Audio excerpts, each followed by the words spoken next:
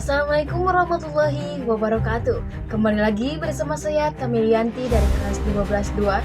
Dalam kesempatan ini saya akan menjelaskan bagaimana kondisi bangsa Indonesia pada masa pemerintahan Gus Dur atau nama lain dari Abdurrahman Wahid. Beliau menjabat sebagai presiden keempat setelah B.J. Habibie pada tahun 1999 hingga 23 Juli 2001. Ditandai oleh berbagai kebijakan dan peristiwa penting dalam sejarah Indonesia, Gus Dur dikenal pendekatannya yang liberal dan progresif, serta komitmennya terhadap pluralisme dan hak-hak minoritas. Beberapa poin penting mengenai masa pemerintahan Gus Dur. Pertama, perubahan kebijakan dan reformasi.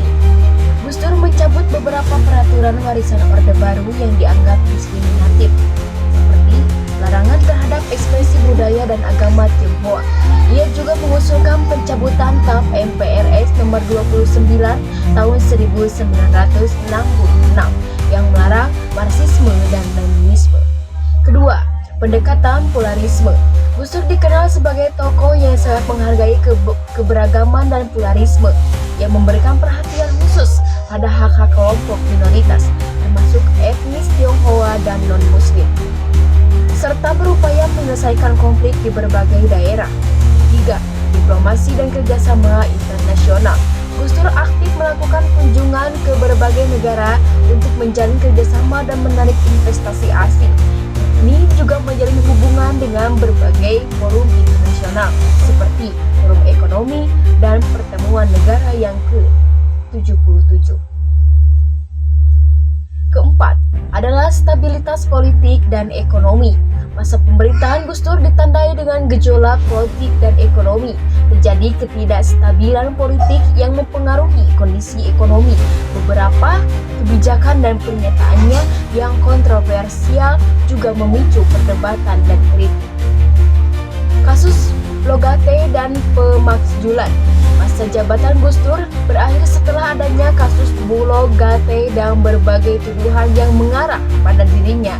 MPR kemudian mengadakan sidang istimewa dan memutuskan untuk mencabut Gus Dur dari jabatan Presiden. Megawati Soekarno Putri menggantikannya. Beberapa poin yang perlu kita ketahui. Pertama, masa jabatan Gus Dur relatif singkat, hanya sekitar 2 tahun. Meskipun dikenal dengan pendekatannya yang progresif dan liberal, Gus Dur juga menghadapi berbagai tantangan dan kontroversi selama masa pemerintahannya. Kedua, pembatilan Gus Dur dari jabatan presiden menjadi salah satu peristiwa penting dalam sejarah politik Indonesia pada masa reformasi. Unsur-unsur yang penting yang perlu kita ketahui. Yang pertama, apa yang dilakukan Gus Dur dalam menyelesaikan konflik tersebut. Yang dilakukannya sebagai presiden ditandai dengan upaya rekonsiliasi, reformasi, dan pendekatan dialog. Yang kedua, siapakah tokoh utama dalam permasalahan ini adalah Abdurrahman Wahid sebagai presiden, serta tokoh-tokoh Papua dan masyarakat yang terlibat dalam konflik tersebut. Ketiga, di mana terjadinya? Secara umum, masa jabatan Gus Dur berlangsung di Indonesia dengan perhatian khusus pada wilayah Papua. Dulu adalah bernama Irian Jaya. Keempat, kapan? Masa jabatan Gus Dur sebagai presiden berlangsung dari tahun 1999 hingga 23 Juli 2001. Kelima, mengapa Gus Dur melakukan reformasi?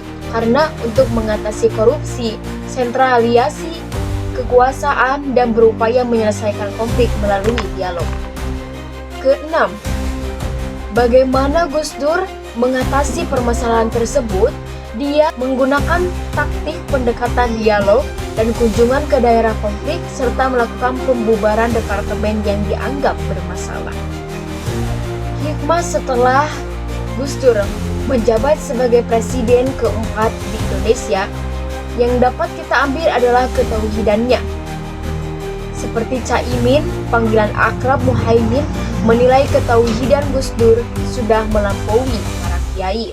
Istilahnya, Gus Dur tidak ada masa takut dan sedih lagi dalam penderitaan keimanannya yang kuat dan tinggi. Kalau beragama tidak sombong lagi. Gus Dur juga hidup selalu menderita dan tidak pernah hidup dalam posisi nyaman. Kedua adalah nilai kemanusiaan, sebab Gus Dur selalu mengutamakan kemanusiaan tanpa melihat latar belakang, suku, agama, ataupun ras. Ketiga adalah keadilan, di mana dalam praktek hidup sehari-hari Gus Dur hidup sangat adil, ungkap Muhaimin yang juga keponakan Gus Dur tersebut.